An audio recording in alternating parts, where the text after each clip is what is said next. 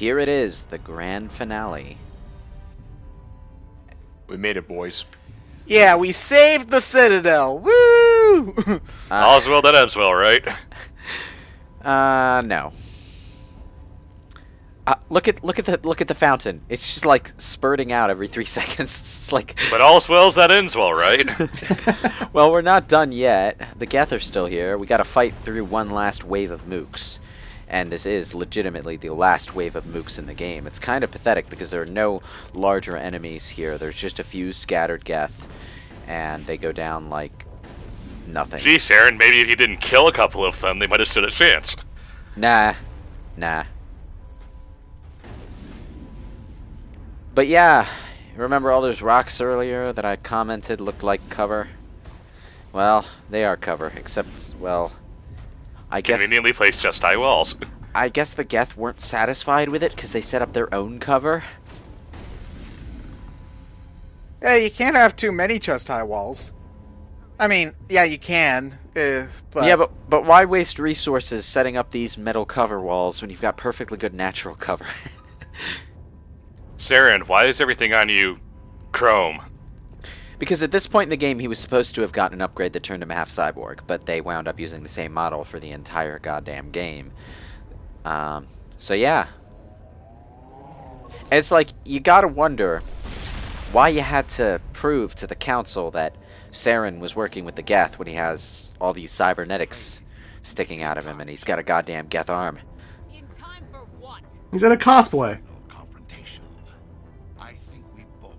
Anyway, yeah, the story is that Saren, after talking with Shepard earlier, had doubts, and Sovereign prompted him to get this operation to be implanted with cybernetics, so he's now half huskified.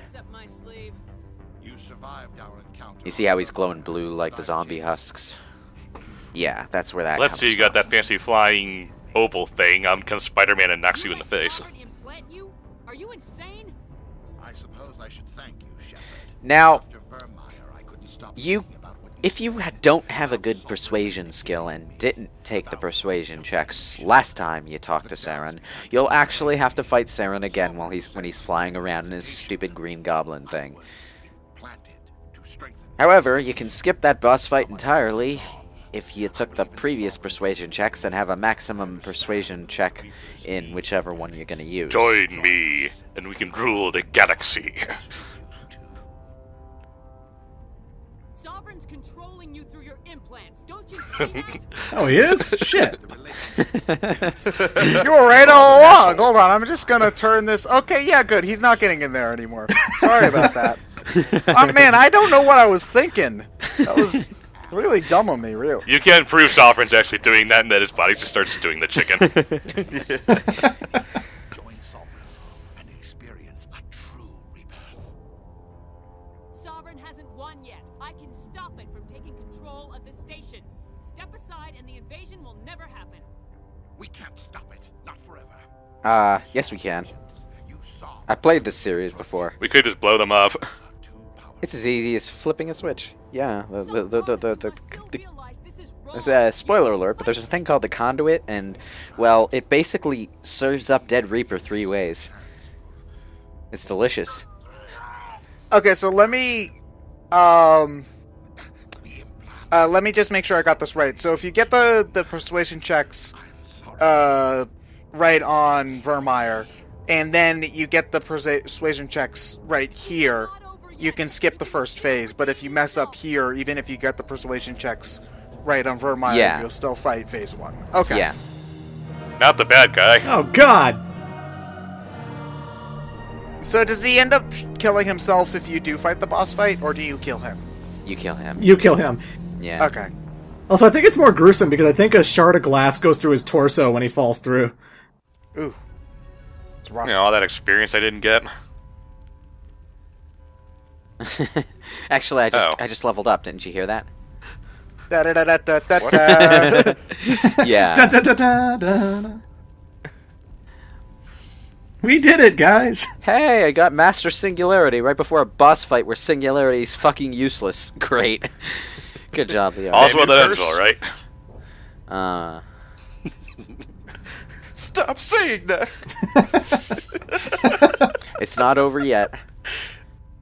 In case you forgot, the council is still fighting a giant robot cuttlefish outside our window, so maybe we should do they're all something about jerks. that. If only we had some Chaos Emeralds. Guess we're gonna have to do this by operating a computer. That's not as exciting as turning a Super Saiyan. And the universe has waited long enough for a female Super Saiyan. Wait, what? You're telling me Xenoverse is out? It's technically not our God universe, it's damn it. universe like 11 or something in Super. I'm here, Joker. We caught that distress call, Commander. I'm sitting Wait, the Xenoverse no. universe is canon? I'm talking about the Universal Tournament arc that's going on right now in Super. on the Citadel. We'll send the cavalry. Yeah, Oh, there's female Jesus. Broly. Are you sure about this, Shepard? Human casualties will be very Wait, what? high. Send your fleet in now. Yeah. Okay. We're getting our first legit female Super Saiyan, and it goes from 0 to Broly. I didn't actually know that. So, Yeah. interesting choice, going the Broly route. Okay. What's the order, Commander? Oh no, do we save the council? What do we do? I like how they give you two reasons not to save the council. One is just tactical, utilitarian, and the other is, fuck the council, they suck. Alliance ships, move in. Save the Like, couldn't we warp it a little farther away from each Joker, other? Jesus how Christ, did we you, almost said it there Joker, right how did you get here so fast?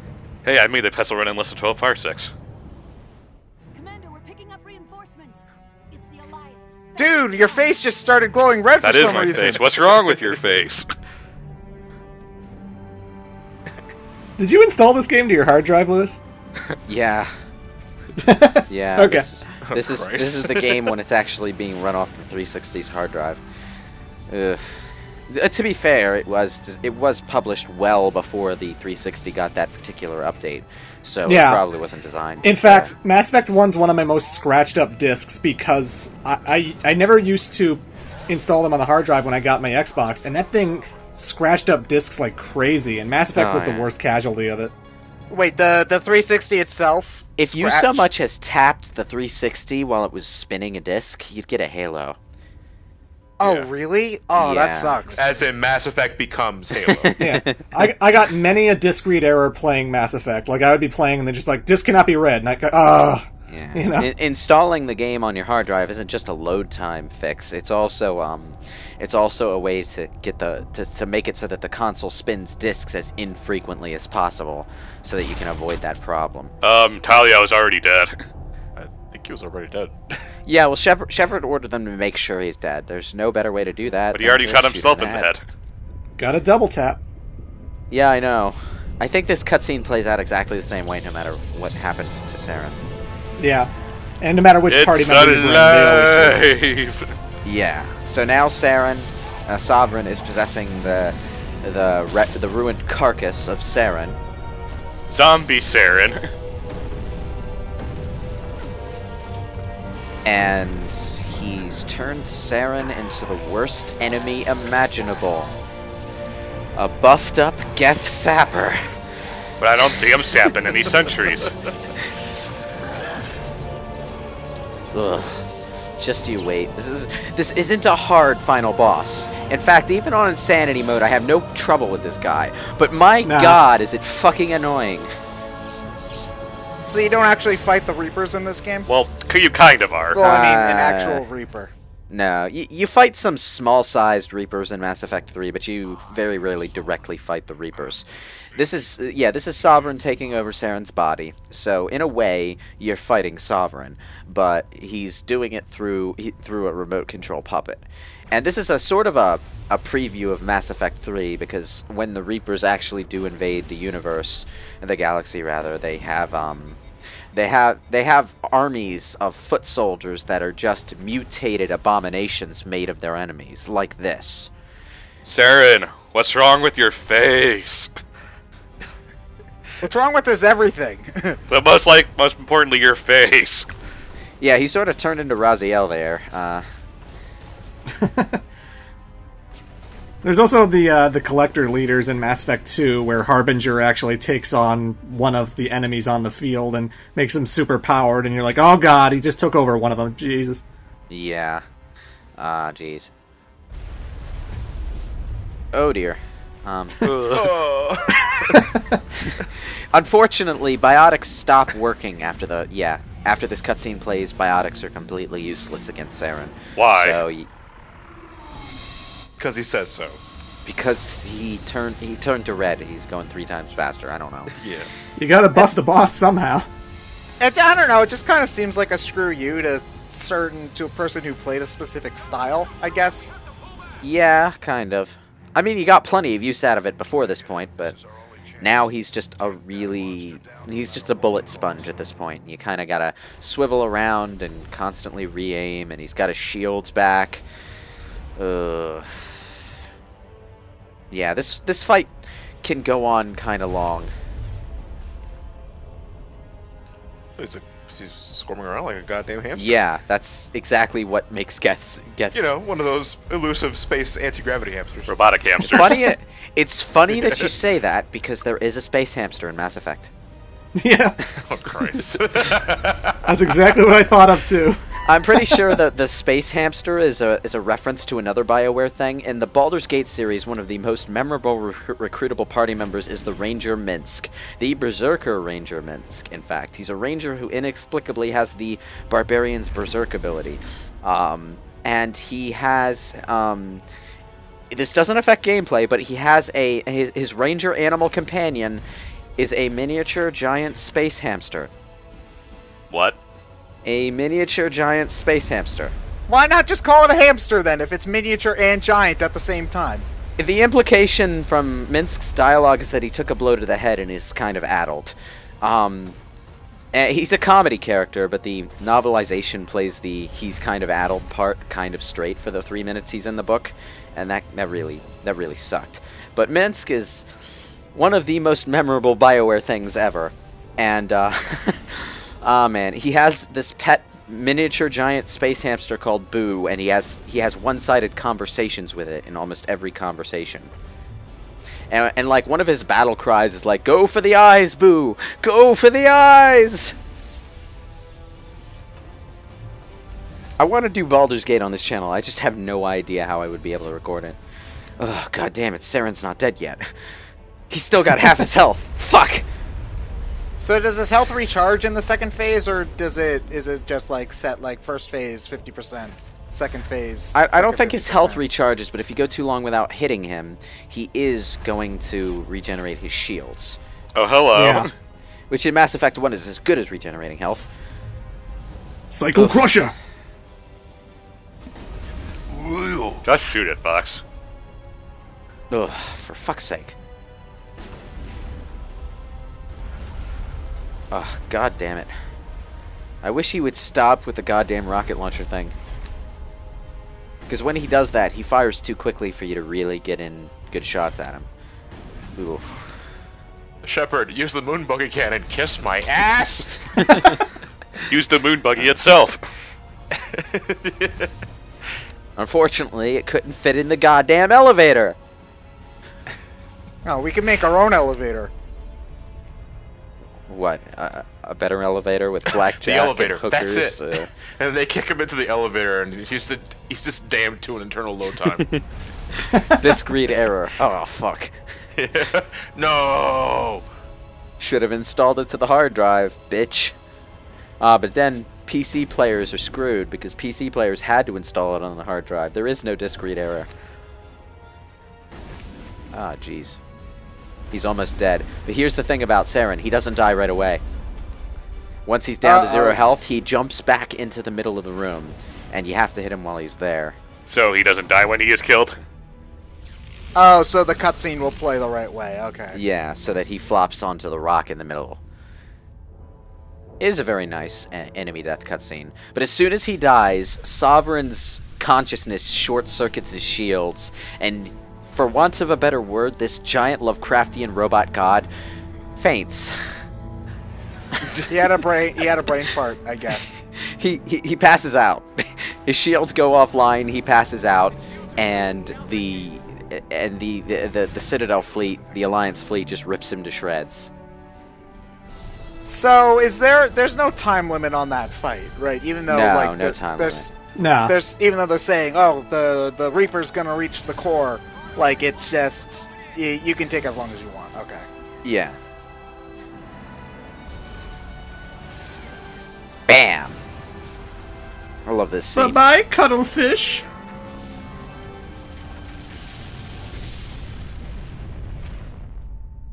We did it! We saved the whale! You know what the scene needs? It needs a ring of fire expanding from the explosion, you know? Shut up. All's well that ends well, right? Saren Yeah. shot first. One of Sovereign's disconnected legs just sort of landed on a commander, but... All's well that ends well, right? yeah, more or less. Yay! I mean... We pieces can of- rebuild her. We have the technology. we do have the she's technology. not dead yet. She's not dead yet. They hadn't decided on that plot point yet when they finished this game, unfortunately. So she almost dies, comes back to life in a triumphant reversal, and then she dies anyway. Yeah. Captain Anderson, we found them. They're in here. Wow, you're really lucky that giant robot leg didn't land right on top of you. Take it easy. It's over. You're Thanks, safe Keith now. David. Where's the So wait, you're in your uniform and you're well, didn't they arrest you for punching the ambassador or something? Nah. Everyone hated that Did they ambassador. ever explain what happened there? I don't think so. They kind of talk about it. But that's about it. You know, that really hurt. No, really, that's it. Udina basically says to Anderson, and I didn't appreciate that punch. You know? Captain Anderson prefers to let his fists do the talking. Only with you, Ambassador. Only with you. That's the exact Oh yeah, line. Commander Shepard's alive. Yay! Woo! Isn't it a good thing that I switched in my stylish N7 armor for this fight? Sorry to make you worry. I had to build up tension so I could make a dramatic reveal at the end and look awesome. I had to wait for my music cue, you know?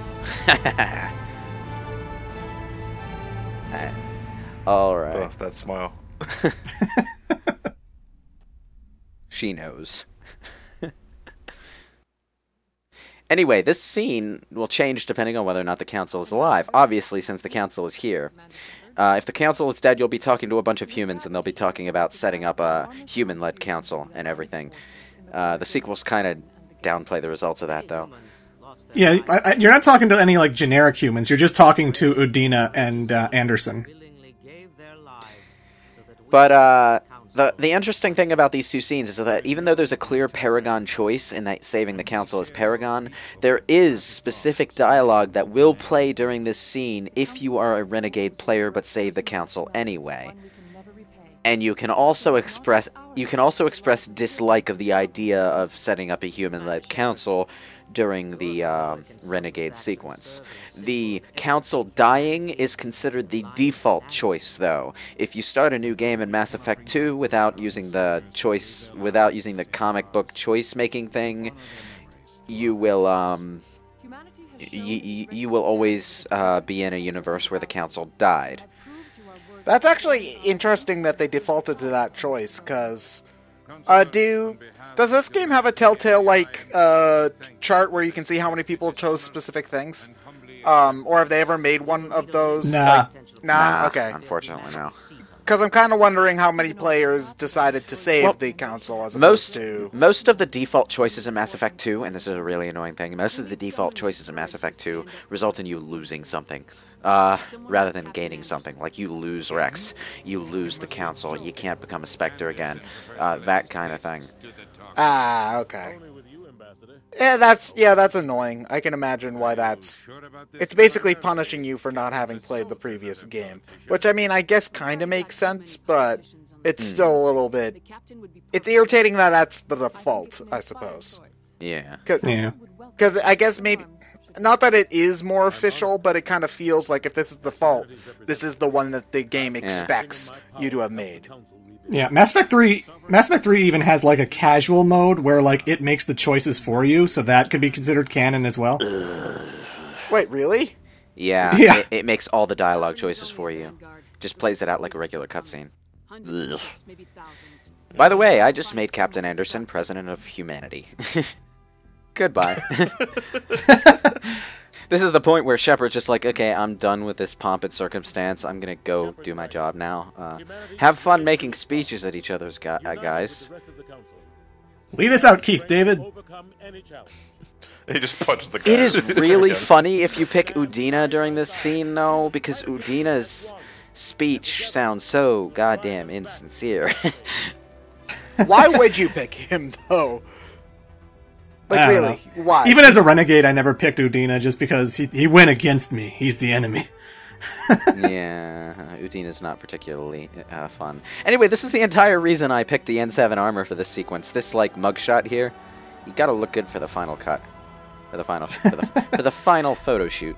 Yeah, there's two differences between the endings, because, like, if you're Paragon, you're always going to be in the Presidium. You're going to be where the trees are and stuff. If you're a Renegade, you're going to be in the Citadel Council area. Like, I guess they wanted to show, like, Renegade goes to darker lighting or whatever. So, like, yeah. You'll either talk to the Council in the Presidium or in the Citadel Tower. And the Renegade ending picture is, like, it's not Earth. I don't know what planet it is, but it's more red, and it's, like, Shepard kind of looking fierce and ruthless, and yeah. Yeah. I thought Shepard died, though. No, Next Shepard game. dies at the beginning of the next game. Oh, okay. Yeah. But it turns out he was only mostly dead, which isn't the same as being all the way dead. But one ending I like with the Renegade thing is, like, you can choose to kill the Council, and Anderson and Udina are, like, talking, and they're like, well, we're gonna have to step up and claim the throne as humanity. And Anderson's like, oh my god, why would you even suggest such a thing? And one of the options as Shepard is like, that's why I did it. And they can have this big diabolical thing where, like, literally Udina gives his speech at the end of this game, and he does, like, this weird, like, fist motion where he like we're gonna rule this galaxy with an iron fist. Wow. Asshole. Like I said, you can have a real racist, empire, totalitarian kind of ending going on here. Yeah. Well, that was Mass Effect. We have this pretty nice vocal song for the credits. Yeah, I like this track. I forget what it's called, like, M something Part 2? Yeah, something like that. Wow. I like this track a lot. What's it called? Well, it's like, it's a letter and a number, and then it's Part 2. And I have no idea what Part 1 is, or where to find it. You could check their YouTube channel's playlist, unless if they just never finished the playthrough. Unfortunately, that happens sometimes. The thing is, the composer for this credits theme comes back to do the credits for Mass Effect 3, but there are no vocals in Mass Effect 3's credits theme. It's just instrumental. So, Mass Effect 2 has the lamest credits theme, by the way. All it does is play the suicide mission theme again, and you've heard it about 3 times within the last hour by the time the credits roll. So, yeah. This is straight out of an 80s I know, that's why it rules. movie. Yeah. Mass Effect was really laying on the space opera theming for the first game, which sort of got severely downplayed in the second and third game in favor of a more gung-ho modern action take on things. Ah, well. Richard Jacques. M4 Part 2, there it is. M4 Part 2. Lowercase letters for some reason. Stylized. Alright, and here's our voice cast. It's kind of interesting. I don't know how prominent a lot of these people were before this. Like, obviously, you had people like Keith David, yeah. Jennifer Hale. Yeah, but a lot of you hear a lot of these actors in other things, and by other things I mean it seems like gaming only uses the same dozen or so voice actors for pretty much every AAA release for some reason. Well, Lex Lang increased some on the additional voices, so I did see Cam Clark in there. Sorry, motion capture should be my daughter's hand puppet. Kermit the Frog. Yeah, Kermit the Frog. Hey, that's an insult to Kermit, all right?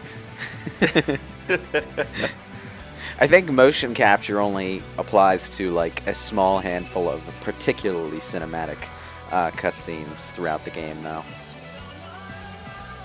Derek Sidebottom. I've never heard of Sidebottom as a last name. Like, Longbottom I know, but Sidebottom? Is that seriously a name? It's Neville's cousin. Sidebottom?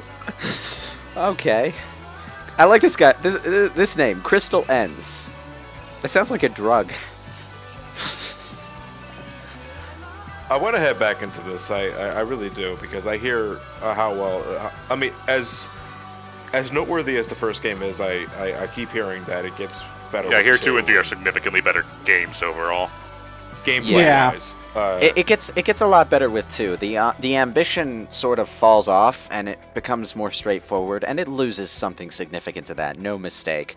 And part of me really misses the direction that they were trying to go with the first game. I'm hoping Andromeda, which is coming out in a month as of this recording, will... it's already been out for like 3 by the time this video goes Yeah, on. but this will be like June. Andromeda will be out. But at this point in time, as of this recording, I'm hoping Andromeda brings some of that back. But this is going to be really depressing if it ends up sucking. Yeah, it is. But we'll see. This is a pretty rockin' song, for the record. Yeah, it is a great song. It's kind of why I was disappointed by Mass Effect 2 having such a crappy credits theme, because the suicide mission theme is epic. It is one of the best music tracks in the game, but it was just given a great big old long space battle cutscene, like less than a minute before the credits roll. So hearing it again just feels like, what, you forgot to compose a credits theme, so you're using this now? Still good. At least give us a Sega Genesis-style medley or something. God. But it's weird looking back on this footage, because again, I haven't really played Mass Effect 1 in a while.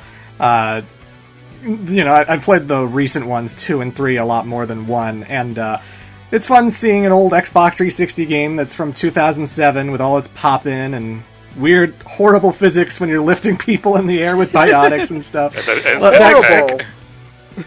And the tank. It's fascinating to go back and see the roots of this franchise and to... Once upon a time, this was cutting edge. I remember seeing trailers for this and thinking, this is the next generation of gaming! And now it's just like, wow, this is so dated. To be fair, that's the entirety of the N64 PSX generation, so... Yeah. I think it feels even more dated since it's somewhat modern to me. Like, I don't know how much sense that makes, but... Well, I think that's easier to accomplish, in quotes, with 3D games that we discussed beforehand, why people nowadays will revitalize retro gaming with sprite-based games and not so much PlayStation 1 and 64-esque 3D models, because let's be honest, they're pretty low res. Yeah, they'll either go sprite-based, or they'll go at least PlayStation 2 GameCube era graphics. They'll never go in between. Well... Yeah, Mighty Number 9.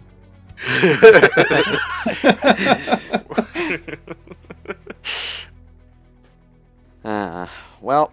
Hooray, these were actually relatively manageable credits. Damn, I didn't expect that from a AAA game.